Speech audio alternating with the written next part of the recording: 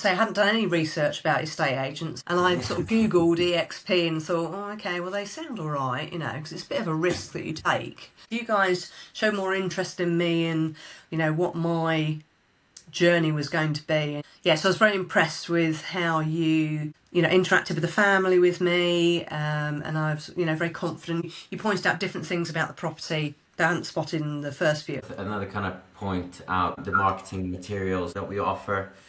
We might not have the biggest database compared to your big corporate agent, but I think that that's not necessarily bad in a way, because as you quite said, I've done more viewings than they did, even though they had a bigger database. We still get viewings through by making sure that we market it correctly and that we get the inquiries and that we are proactive on those inquiries. I think what was important for me is when you came round to do the valuation, you were very polite and you said, could you declutter a bit?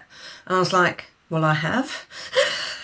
And you were like, well, could you declutter a bit more? and it made a big difference because, when the photos were then done, it looked so much better.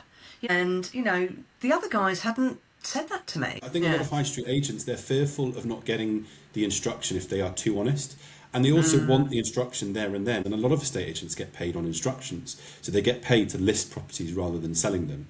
And that was the big shift when I went from high street to independent, was that I've got to rethink and restructure how I talk to my clients and how I advise them. And it's about what are we going to do to set up to sell the property in the best possible time to the best buyer to get the best price. You are educating how the process works throughout and making sure that everyone has set expectations, because that's really crucial throughout the whole process.